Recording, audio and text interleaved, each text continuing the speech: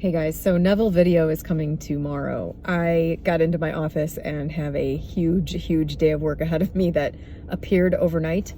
And so I don't actually have time to get to that today, and I want to make sure I give that the time it deserves.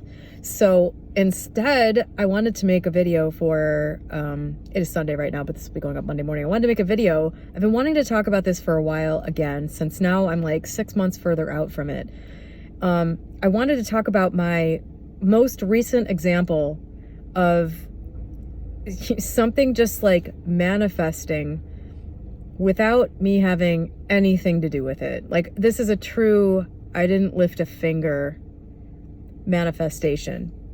But now that I'm like 6 months out from this thing happening, I've been able to see other things that were leading up to it. I've talked to Matt about it, and he says he saw it coming a mile away. So this was truly something that was sort of able to happen, I think, in the way that it did, because I completely turned my attention away from it. In fact, I completely dropped it. And you know, when you have something that's like nagging at you and you're able to just drop it, that I think is all that needs to happen for something to unfold in the perfect way. And so I wanted to talk about this. The manifestation is not something that's hard to get. It's my 2 cats that I now have. But the way it came about and how it came about, why, you know, all the things that went into this just happening. Because that to me is the crazy part, is the way this just happened. That's why I want to talk about this, because I think looking back on things like this, you can kind of, I think, if nothing else, if you can't find a way to do this for yourself, you can this is at least more evidence that may be able to convince you and like move you a little further into the understanding that you really just need to get to a place where you have a sense of well-being and you understand that you're okay, and you start to view desires that come up not as a problem to be solved or something that you have to go after necessarily, but something that is getting ready to manifest in your experience. And if you can get to a point where when you start to feel a desire, you don't entertain any of the thoughts of the things that are going to be wrong about it, or the things you think you're going to have to do that you don't want to do, even if you feel like half of you doesn't want it. If you can just sort of observe the desire and not spend a lot of time thinking about it or focusing on it, you know, here's another piece of proof that it will just happen. And this is one of my favorite ones where it just showed up. I didn't do anything. You know, meeting Matt was exactly the same way. I had kind of like a desire in the back of my head that I was just like, I don't even know what I really want to do with that. So I just said, hey, this is a done deal. Like, my romantic life isn't something I'm going to manifest ever. It's just a done deal. You know, I know what I want. That has been released to the creative forces, and I'm not thinking about it anymore. I don't need to think about it anymore. It's taken care of. I'm fine. And then he just showed up. And the same thing happened with my first kitten, and then the second one. I deliberately manifested the second one. But so basically, let me start at the beginning for any of you who are interested in story time here. If you didn't watch my earlier videos this year, then you have no idea what the hell I'm talking about. So let me just tell the story. I had 2 cats prior to this that I got when I was 19, and the last one died when I was 38, which was 2017. And this was like my cat soulmate. I don't know. It's just the perfect cat. I don't know. It was really hard to get over it. It hit me a lot harder than I thought it would. I was a lot sadder about it, and it took a lot longer to stop being sad about it than I thought it would. At least a few years. And during that couple of years, I kind of just settled on, this was my last cat probably. I can't imagine going and getting a cat. Like, that was my thing. I can't imagine saying, I'm ready for a cat, I'm going to go get a cat. I was just like, I'm never going to be there. I'm never going to be at that point. That's just not something I'm going to do, because all I could see was the responsibility of that and the unknowns of that. That was what I felt. I was just like, I can't be guaranteed that I'm going to get another cat like the one I just lost. And so without any kind of guarantees, like and if it was a cat I already knew, you know, it's like, my mom's cat or something, well, that'd be one thing, but I don't know anybody with a cat, and I can't see how it's going to happen for me. I know I'm not going to do it. And that was basically where I remained for like, I don't know, 2017 till, I don't know, a year ago. Last January, I was lying on the couch with 103-degree fever. And I just suddenly, for the first time, I thought, I don't know if I was thinking of my last cat or just some cat. I was just like, oh, it'd be so great if I had a pet, like if I had a cat who was just hanging out here with me. It was the first time I had missed having a pet. I'd gotten really comfortable with not having cat hair everywhere and definitely not having to be anywhere or worry about anything but myself. I was really enjoying the benefits of being absolutely free. And for the first time, I felt that like missing that benefit of having a pet. It was brief, and it immediately faded away into the I don't want that responsibility. And also, Matt is not a cat person. I'm sorry, he is not a cat person. He was not a cat person. And he did not want pets at all. If anything, he would want a dog, but he was like where I was. I don't want that responsibility at all. I mean, this was a huge feeling of resistance to the idea, honestly.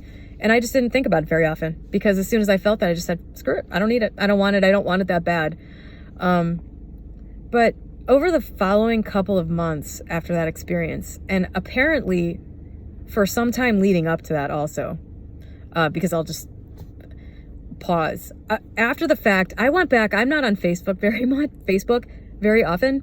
And I just happened to kind of like look back through my Facebook page over the last year or something. And the only thing I ever post on there is like a funny Far Side comic or something like that.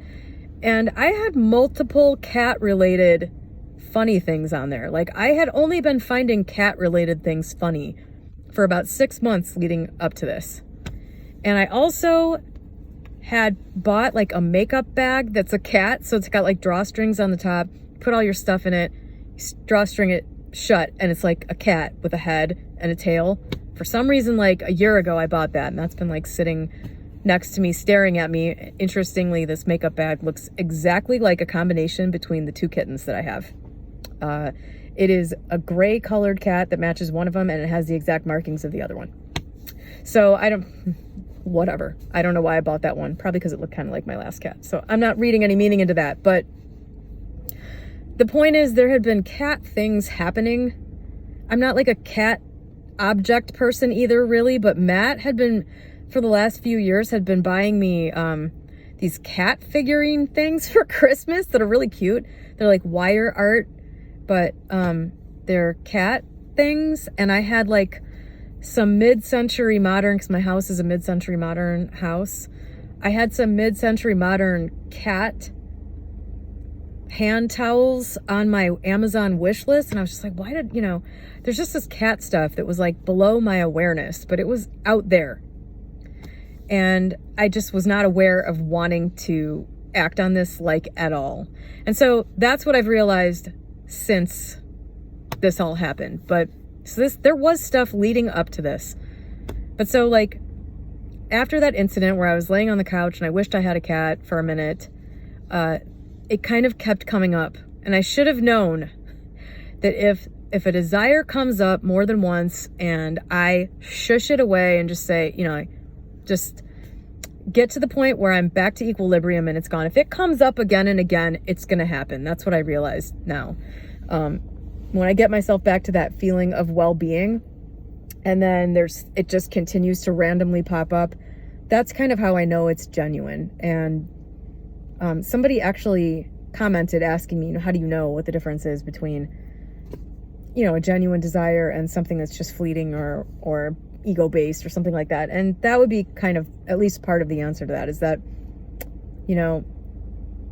if I feel a desire for me, which genuinely also comes along with the noticing of the absence of the thing, the noticing of the absence of something along with the feeling of desire for it, which go hand in hand, that's kind of an unpleasant thing. And I almost always try to return to the point where I'm not feeling that lack, because nothing good in life comes from observing and feeling lack. So it's just sort of second nature to just move out of that feeling for me. Anyway, this kept coming up. I would say in February and March, I must have had a few more moments of this, because at some point, I remember I was laying in bed and I was thinking about my last cat. I had some moments of like really missing that cat, even after 7 years. Looking at some pictures of her and getting kind of teary-eyed and just thinking about what a like great relationship that was. And I had kind of a conversation with her in my head for, I don't exactly know. It's just however I communicate to things that aren't here. That was what I did with my old cat. And I just said, I keep thinking about you.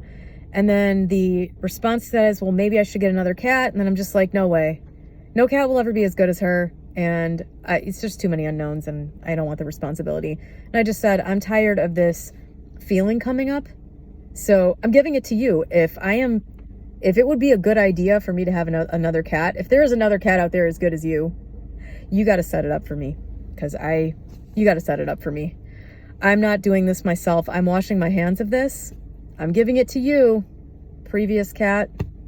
You got to take care of this for me. I don't know if that sounds crazy to you, but it worked.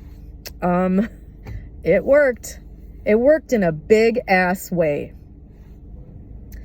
On Mother's Day, another thing about getting out of the way and just letting things manifest is that you or the universe or both or the same or whatever, there seems to be the universe or you seems to delight in adding little magical little things into the way things come about. Matt, there were a bunch of little Easter eggs about Matt.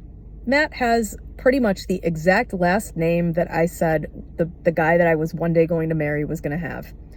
Matt was born on the same day as my high school love of my life, my first love, a wonderful relationship, a great thing to have as a benchmark moving forward for the rest of my life. Matt has the same birthday as this guy.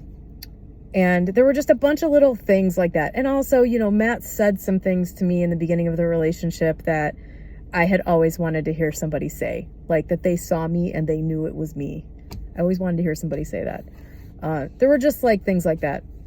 I didn't do anything. I didn't have to manifest that. You know why? Because the universe is me. The creative force of the universe is intimately familiar with me. And it knew that I wanted those things. I didn't have to spell it out.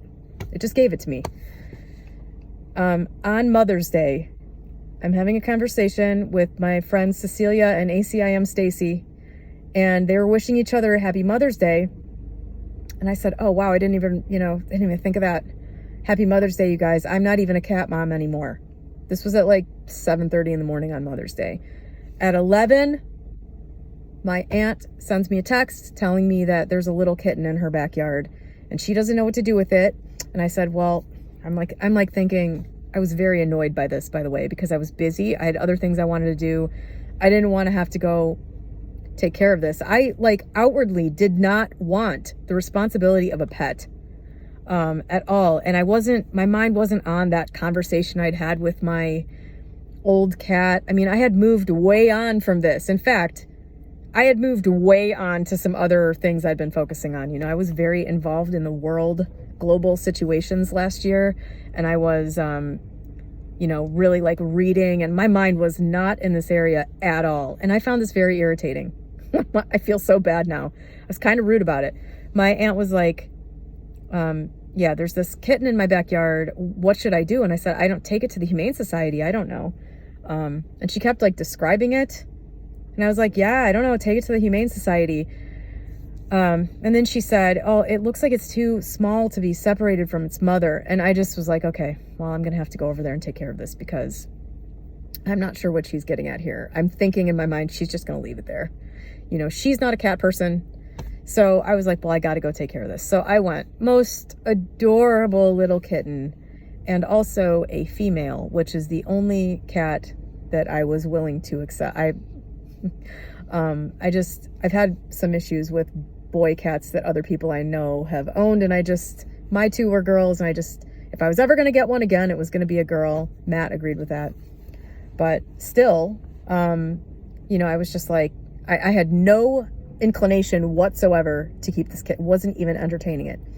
So I just said, well, I think this cat needs to be fed. I went and ran and got formula. I fed the kitten, and then my aunt called the Humane Society, and they were open magically. And so she texted me this later. I left the kitten with her, and she texted, okay, I'm taking the kitten to the Humane Society. And I said, okay, let's just hope that this ends here, because I really think the best thing would be to just kind of pretend like this never happened. I was just like, I do not want a pet.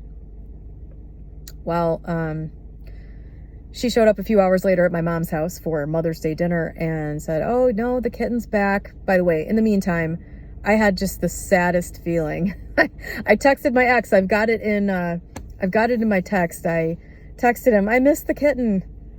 I kind of hope that she shows back up with the kitten, and that they wouldn't take it. But, I was just like, I don't know. I assumed they would take the kitten. It's the Humane Society. I don't know. She showed back up at my mom's a few hours later with no kitten. And when I saw that she didn't have the kitten, I was really kind of sad. And then she told us that they wouldn't take it, and that the kitten had to be put back so that the mother could come and get it. And I was just like, I don't think the mother's coming back. But so the kitten stayed outside all night long by itself from like 4 p.m. The next morning, I'm a very early riser. I was up at 5:30, and I was like, you know what, fuck it. I'm going over there to see if that kitten's still there. And she was still there. She didn't get eaten by coyotes. My aunt had put a little cage out there with like a little blanket in it, and she was just sitting in there. It was so pathetic. And so I took her, and I tried to get her into a rescue. I have a friend. If you go back through my channel, there's the Neville Goddess kitten experiment, where I decided, instead of manifesting climbing a ladder, I was just going to do the Neville Goddard ladder experiment for the hell of it. Instead of falling asleep climbing a ladder, I fell asleep with just sort of feeling a kitten in my hands. And this same aunt, 5 days later after I did this, the same aunt texted me. This is the only 2 times my aunt has ever texted me about a kitten, by the way. It's not like she's got a regular rotation of kittens that she's texting me about. 5 days after the Neville Goddess kitten experiment, my aunt texted me that she had a kitten. It was a boy. I was in no way thinking about keeping it. And I have a friend who is like a rescue connection, and I texted her about this boy cat 4 years ago, and she took it right away. Well, I texted this friend about this new kitten, didn't hear a word. Texted her again, didn't hear a word. The next day I started reaching out, trying to find a place to get this kitten. There was somebody who was like, we can take it, but we can't take it for a week. So I was like, okay, I will keep the kitten for a week, knowing fully well this kitten was never going back. Even though I didn't want it, I still didn't want it. I was like, a week from now, this is going to be my cat. And so, but I still had Matt, who did not want a cat, and Matt and I are on opposite schedules. And so he was able to take care of the kitten overnight. And after a couple days of taking care of the kitten, he came home. I saw him in the morning, when I was leaving and he was getting home, and he was like, we can take the blinds down and put up paper blinds. And that's just like what he said. He didn't say we can. He's just like, we could take. And I'm like, are you saying we can have this kitten? You've got to be kidding me. Like, I wasn't even entertaining it, because I was just like, Matt, I know Matt doesn't want pets, and I'm not going to force that on somebody who doesn't want pets. So I didn't have to lift a finger. I didn't say a thing to Matt. He just came around and sort of offered it up on a platter. And over the next few weeks, so obviously after that, it was my cat. And she's just so adorable. And she was 3 weeks old. She weighed 0.75 pounds when she went to the vet. And she had to be bottle fed, and needed attention every minute of every day. And it took 2 weeks. It was very difficult for me to get over the loss of my freedom, which now I could give a shit. Of course, I don't want my freedom. I want these cats that I love. But so 3 weeks after I found her, she's like 5-6 week range. She started getting very like ferocious and attacking me and Matt all the time and biting me and like biting through my skin and stuff. And I was just like, okay, we have to get another kitten. Like, we have to get another kitten. I can't provide what this kitten needs. But it was the same thing. I was just like, I don't want to go get a cat. Like, and I didn't really want another one either, but I just felt like we had to get one for her. And I was looking through Pet Finder, like, just all the sites that have kittens available, and like all the shit you have to jump through and to like get these guys, and half of them were like far away, and I don't know, I had a bad feeling about doing that.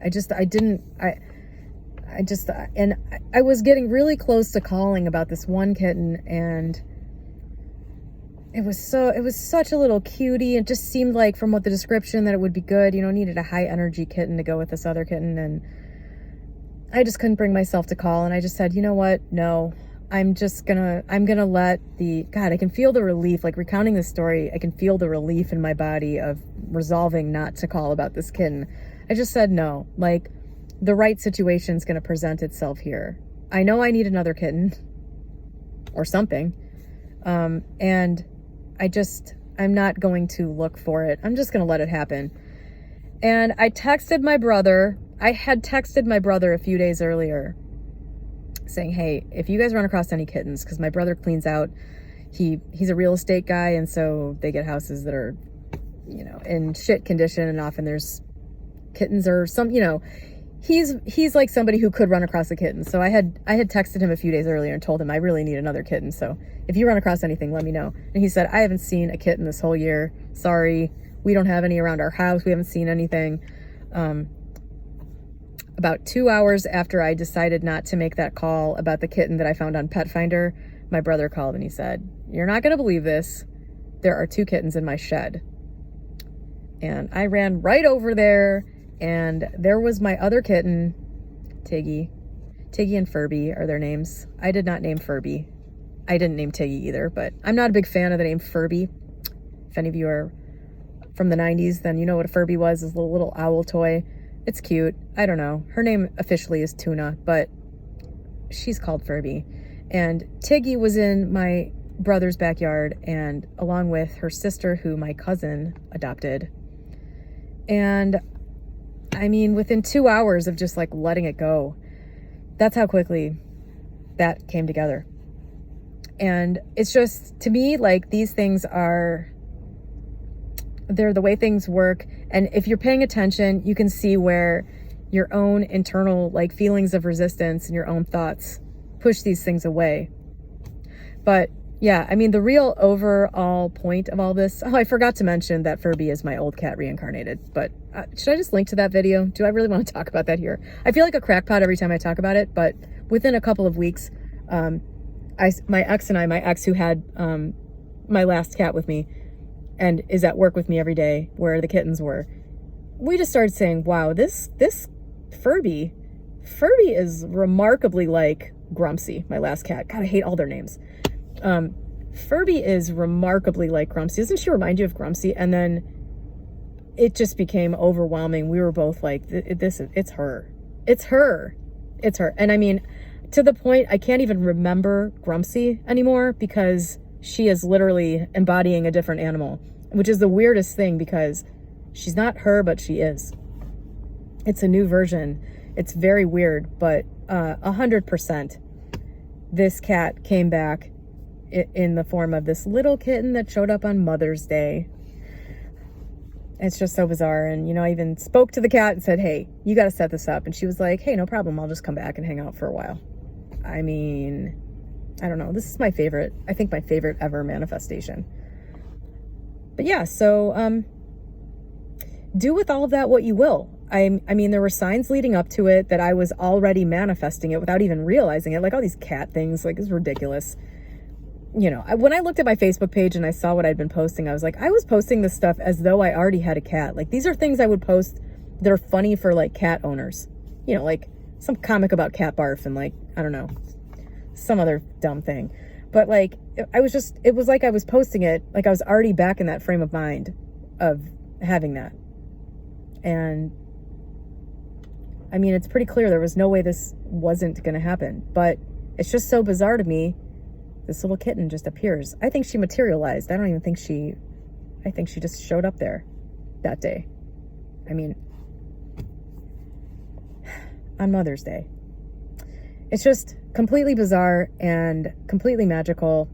And this is my biggest testament to just start understanding that, you know, the things that you really desire, they're there because they're going to materialize. And what you have to do is get yourself in alignment with that. And often all that means is just be like, cool, that's going to happen. That desire is going to manifest in the most perfect way. And the best thing I can do is completely turn my attention somewhere else. Same thing with Matt. Same thing with the manifestation of Matt. I did nothing. He just showed up. He showed up, and then when I didn't notice him, he kept showing up, and then when I didn't notice him, he showed up again. And it's kind of the same thing with this cat. You know, it showed up, and my aunt's like poking at me, and I'm going, no, poking at me. Humane Society won't take her. Can't find a rescue to take her. My friend doesn't respond to my texts. She responded eventually. I was like, oh my God, I feel so bad. But I was like, it's too late. It's already my cat now. You know, just get out of the way. Just get out of the way. That's the best advice I can give anybody. Get out of the way by stopping thinking about how it's never going to happen. Get involved in something else and let that thing drop and blossom in its own time, as Neville Goddard says. And I will be back. The next video, potentially something could happen today that would make me not able to make it tomorrow, but I am like really dying to do this. I love getting into the text of stuff, and I really had a good time making The Science of Getting Rich audio series and commentary, which is linked below, and I'm looking forward to doing this video. So hopefully that will be done and out tomorrow, and if not, it'll be some other thing, because I'm making a video every morning for the entire year of 2025, as long as I am physically able to get to my phone and upload it. That is all. I hope you enjoyed that story again, and have a great day.